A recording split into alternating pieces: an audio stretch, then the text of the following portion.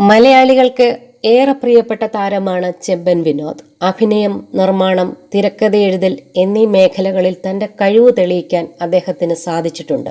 നിവിൻ പോളി നായകനായ പ്രേമം എന്ന സിനിമയെക്കുറിച്ച് സംസാരിക്കുകയാണ് ചെമ്പൻ വിനോദ്. പ്രേമത്തിലേക്ക് തന്നെ ഓഡീഷന് വിളിച്ചിരുന്നെന്നും ഓഡീഷന് കോൺഫിഡൻസ് ഇല്ലാത്തത് കൊണ്ട് പറ്റില്ലെന്ന് പറയുകയായിരുന്നുവെന്നും താരം പറയുന്നു.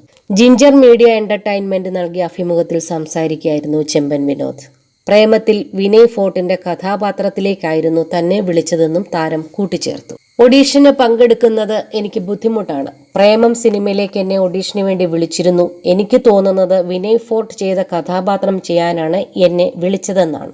അന്ന് ആ സിനിമയുടെ അസോസിയേറ്റർ ആയിരുന്നു എന്നെ വിളിച്ചത്. അവർ വിളിച്ചിട്ട് ഓഡീഷന് വരാൻ പറഞ്ഞു. പക്ഷേ സത്യം പറഞ്ഞാൽ എനിക്ക് ഓഡീഷന് ഒരു കോൺഫിഡൻസും ഇല്ലായിരുന്നു. അതുകൊണ്ട് ഓഡീഷൻ പറ്റില്ല എന്ന് ഞാൻ പറഞ്ഞു. അവർക്കാണെങ്കിൽ അത്തരത്തിൽ ഡിസൈൻ ചെയ്ത പടമായത് കൊണ്ടാകണം സ്ക്രീൻ ടെസ്റ്റ് ഇല്ലാതെ പറ്റില്ലായിരുന്നു. ഞാൻ അതിൽ കംഫോർട്ട് അല്ലെന്ന് പറഞ്ഞു. ആ കാരണത്താൽ പ്രേമം എന്ന സിനിമ എനിക്ക് നഷ്ടമായി. ഇപ്പോഴും എനിക്ക് ഓഡീഷന് പോകാൻ പറ്റില്ല. എന്താണ് കാരണമെന്നറിയില്ല. ഓഡീഷന്റെ കാര്യത്തിൽ എനിക്കെന്തോ ഒരു ബ്ലോക്ക് ഉണ്ട്.